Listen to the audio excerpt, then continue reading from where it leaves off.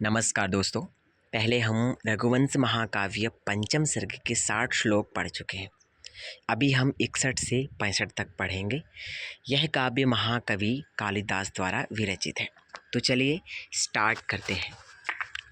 तं तस्थिवासं नगरोपकण्ठे तदागमारूढगुरुप्रहर्षः प्रत्युज्जगाम कृतकैशिकेन्द्रश्चन्द्रं प्रवृद्धो रमिरिवोर्मिमाले।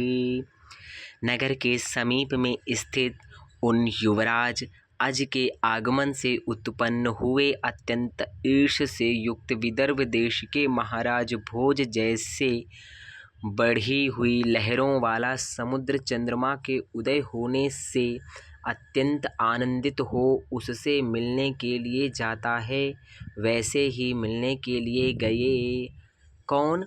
ये जो अजय हैं, महाराज रघु के पुत्र, ये विदर्भ राज भोजराज के पास जा रहे थे क्योंकि ये युवराज विवाह के योग्य हो गए थे। तो वहाँ पर रघु महाराज ने अज को विवाह के संदेश मिलने पर भोजराज से अज को उनके विदर्भ देश इन्होंने भेजा।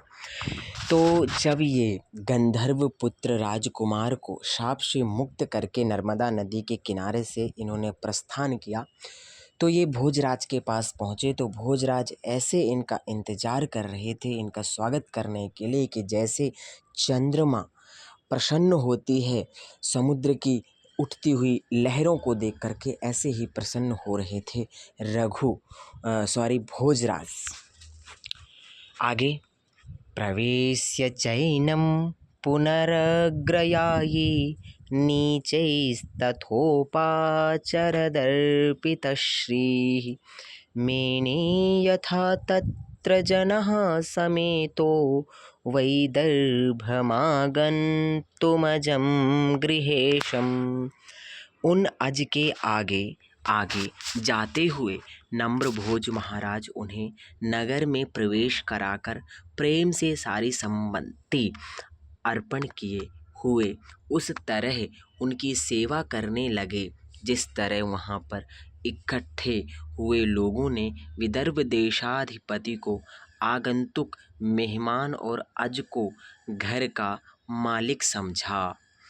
क्या बोल रहे हैं कि जब ये अज वहाँ पर पहुँच गए, कहाँ पे? महाराज विदर्भ देश भोजराज के पास, तो वो इस तरह से नम्र हो करके भोज महाराज ने उन्हें नगर में प्रवेश कराया प्रेम से और सारी संपत्ति अर्पण करके, और वहाँ के लोग उनको मतलब भोजराज को अतिथि के रूप में देखते हुए और अज को मालिक के रूप में देखते हुए, विदर्भ देशाधिपति आगंतुक मेहमान और अज को घर का मालिक समझते हुए उन्होंने उनका स्वागत किया अज का। आगे, तस्याधिकारा पुरुषैः प्रणतैः प्रतिष्ठां प्राग्द्वारवेदी विनिवेशिता पूर्णकुम्भां रम्यां रघुप्रतिनिधिसनो सनवोपकार्यं बाल्यात् परामिव दशां मदनोऽध्ययुवास।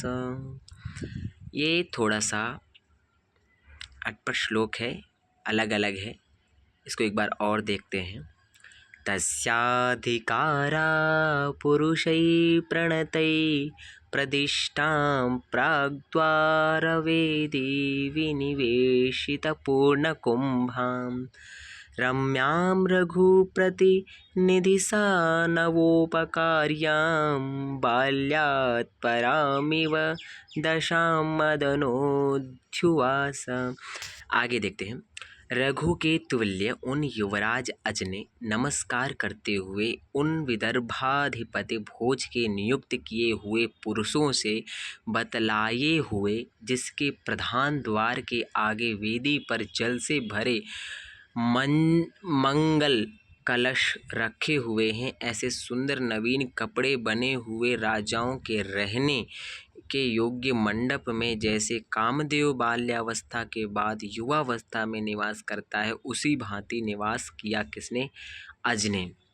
रघु के तुल्य अर्थात रघु के पुत्र है ना अज, तो वो अज अपने पिता के तुल्य उन युवराज अज ने, किसने? युवराज अज ने नमस्कार करते हुए उन विदर्भाधिपति भोज की नियुक्त किए हुए पुरुषों से बात करते हुए, जिसके प्रधान द्वार के आगे वेदी पर जल से भरे मंगल कलश रखे हुए हैं। कहाँ पर? उनके द्वार पर मंगल वेदी पर कलश रखे हुए हैं। ऐसे सुंदर नवीन कपड़े के बने हुए राजाओं के रहने के योग्य मंडप में, नवीन कपड़ों से बने हुए मंडप जो है राजाओं के रहने के लिए, जैसे कामदेव के बाल्यावस्था के बाद युवावस्था में निवास करता है, उसी भांति निवास किया किसने? रघु के पुत्र अज ने। तत्र स्वयंवर समाहृत राजलोकं कन्या ललाम कमनीयमजस्य लिप्सोः भावावबोध कलुषादयितेव रात्रौ निद्रा चिरेण नयनाभिमुखी बभूव। उस पट निर्मित मंडप में स्वयंवर में जिसके लिए राजा लोग एकत्र किए गए हैं, ऐसे सबों के चाहने योग्य कन्याओं में श्रेष्ठ उस इंदुमती के पाने को इच्छा रखने वाले अज के अभिप्राय के जानने में असमर्थ मुग्ध नवोढ़ा नायिका की भांति निद्रा रात में बहुत देर के बाद आंखों के सम्मुख अर्थात आंखों में आई। कौन आई?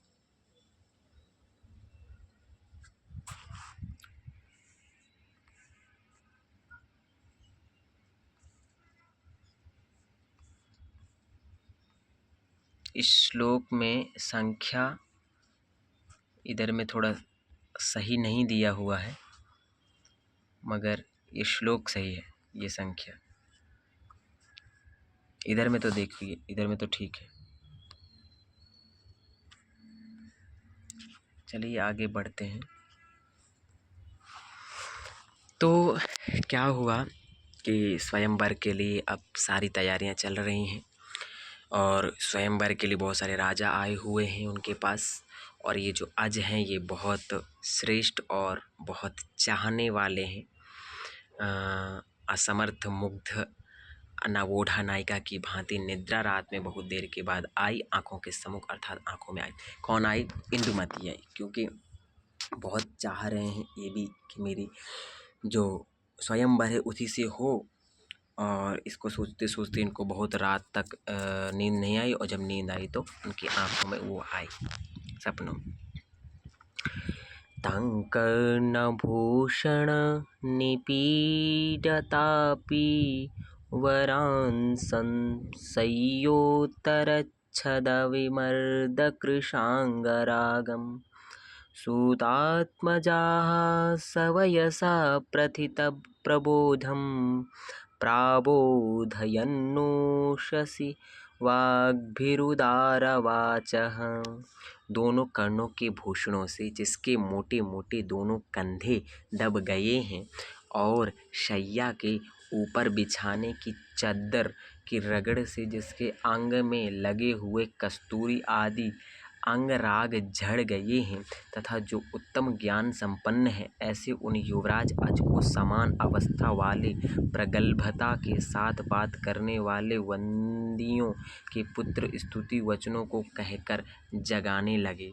अर्थात सुबह हो गई थी, भोजराज के इधर में स्वयंवर चल रहा था, तो उसके लिए इनको अज को जाना था, तो ये देर रात तक जग रहे थे। तो ये सो गए, इनकी नींद लग गई और सुबह तक नहीं उठे, तो उनके जो स्तुति करने वाले जो लोग हैं वो स्तुति करके अज को जगा रहे थे, किस लिए? उस स्वयंवर में शामिल होने के लिए। तो आज के लिए इतना ही, फिर हम पढ़ते हैं 70 तक श्लोक पढ़ेंगे बाद में। तो आज के लिए इतना ही। अच्छी लगी हो तो वीडियो लाइक करें, चैनल को सब्सक्राइब करें। धन्यवाद।